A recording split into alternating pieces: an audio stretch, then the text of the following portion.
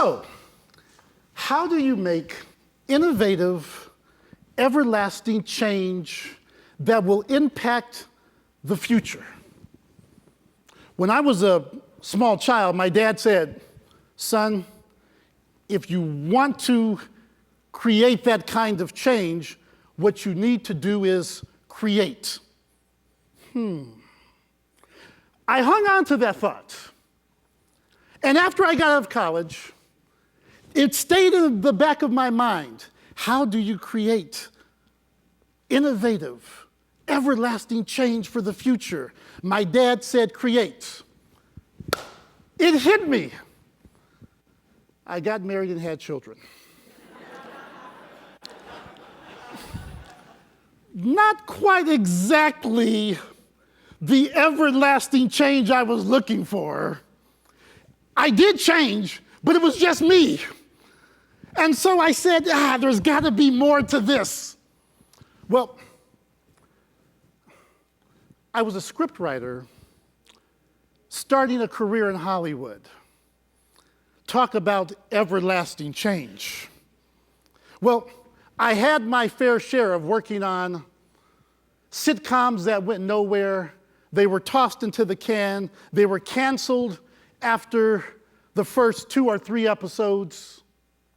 Finally, I had the good fortune of being able to write for a show that followed the Cosby Show called A Different World.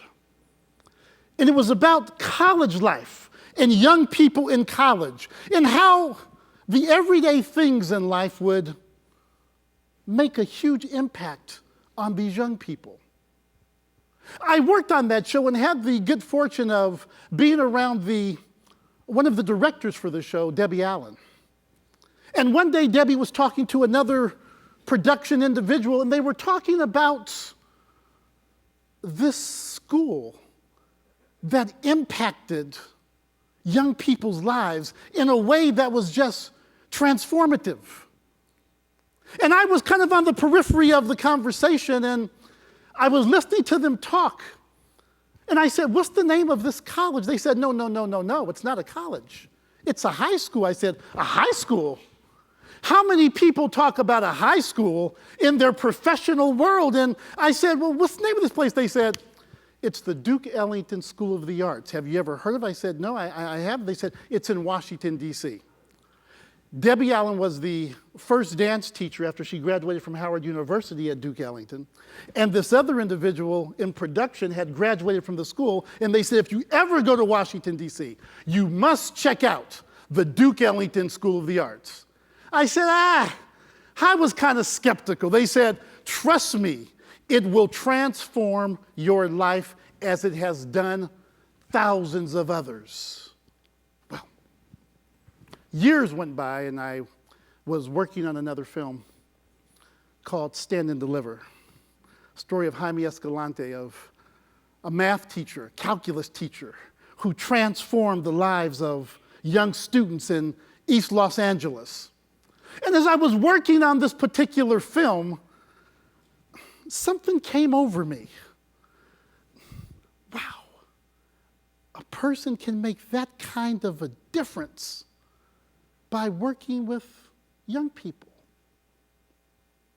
And you know, I was talking to my wife, and she had told me, she said, you know something, if you ever get out of the entertainment industry, you ought to look at going into education. And sure enough, I did. I became a theater teacher.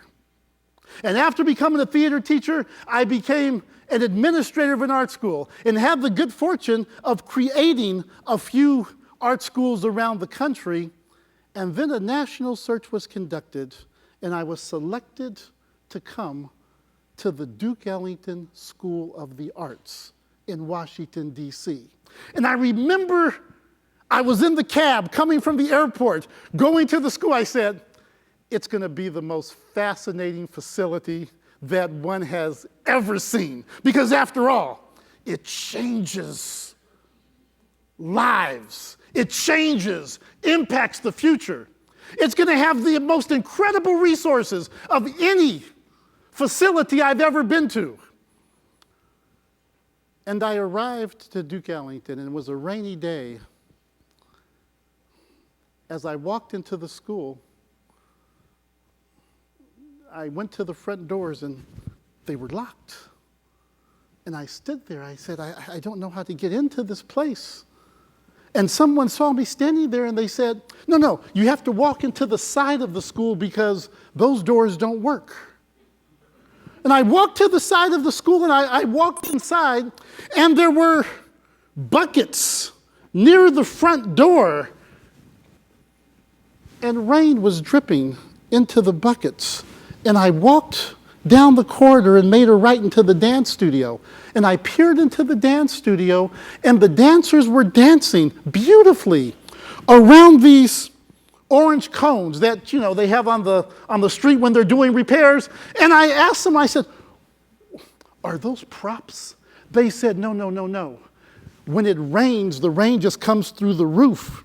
And so the floor is wet there, so they put the cones, and the dancers have just learned to dance around them. I went into the theater, watched the thespians perform. Fabulous. And there were buckets on the floor, and they acted and moved around the theatrical floor as though the buckets were never there. And the carpets were dingy. And there weren't that many resources in the classroom. And I said, this is the famous Duke Ellington School of the Arts? I thought it was going to be so much more. And then they said, for you, Mr. Pullens, since you're new to the school, we're going to have a school-wide assembly just for you. You can't sit in the first 3 rows because a lot of the seats are broken. However, if you sit in row 5 and beyond, you'll be in great shape. And so I took my seat in about the 6th row in the center, and I sat down, and I watched the most amazing young people that I had ever seen in my entire life. They danced with passion. They spoke with intense clarity and conviction. They sang in a melodic voice that just moved you as a person. And as I sat there in my seat, I said to myself, this is the Duke Ellington School of the Arts. And this truly is a place of transformation. Why? Because these young people create. These young people have passion for what they do. These young people are committed. And over the past 6 years, I have seen evidence of that over and over and over again at this school called the Duke Ellington School of the Arts. What is interesting to me is that while it lacks the resources that you would imagine most schools of its stature would have, what it does have are those things that I just spoke to in the passion, in the commitment, in the creation, in the perseverance, in the dedication. And you know something? It's because of that in a country where fewer than 70% of all students graduate from high school, in a city whose graduation rates are less than 45%, the Duke Ellington School of the Arts graduates 98% of its students on time. Not only that, 95% of those students go on to institutions of higher learning. Wherever you go in the world of arts and entertainment, you are certain to find a Duke Ellington alum. As a matter of fact, later on in today's program, an individual, Chris Styles Bacon, who will be talking about hip hop, is a graduate of the Duke Ellington School of the Arts. The comedian Dave Chappelle is a graduate of the Duke Ellington School of the Arts. The opera star Denise Graves is a graduate of the Duke Ellington School of the Arts. I could go on and on. Whenever I go to New York on Broadway, I haven't paid for a ticket yet because all I do is call up an alum of the Duke Ellington School of the Arts and I'm escorted right in. This school has been since 1974 and continues to transform young people's lives. And this is the amazing thing about it. A lot of schools like this where you audition to get into, they pick what is called the best and the brightest of students to walk through those gates, walk down those halls, but not Duke Ellington. Duke Ellington has a deeper mission. It's to provide an opportunity for young people who otherwise would not have this opportunity. This is an institution that serves the underserved, that takes kids who don't have any formal training, but just some raw talent. They haven't spent years taking private lessons, maybe for economic reasons, maybe for other reasons, but they've got something special about them. And you know something? When you think about every single person sitting in this room today,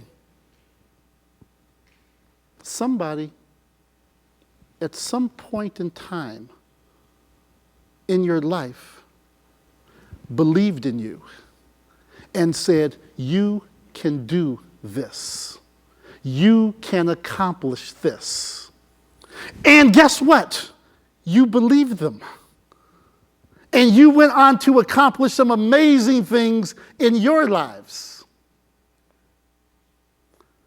For the past 6 years, I've had the good fortune of being a part of one of the most transformative, life-changing institutions known to modern man. It's called a school. But it's not just any school.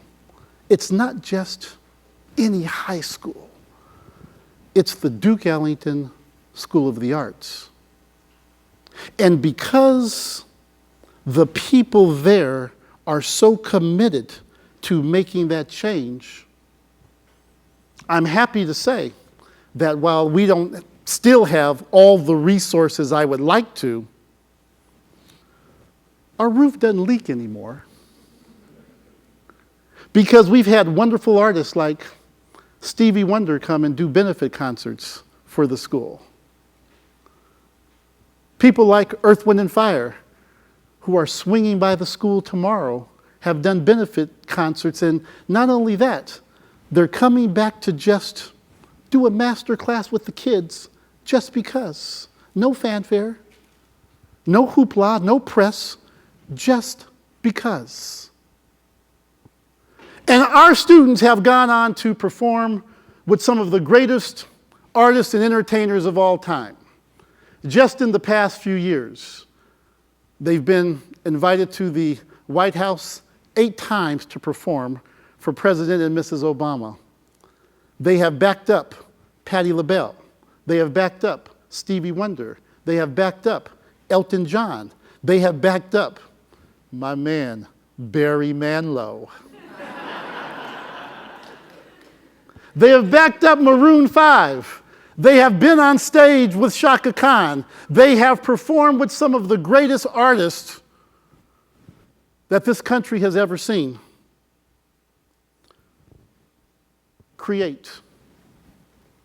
Have passion. Have commitment. Be innovative. And never, ever give up on your dream. And if you're lucky enough, and if you're fortunate enough, you might join the ranks of the Duke Ellington School of the Arts and have everlasting change in your community. Thank you.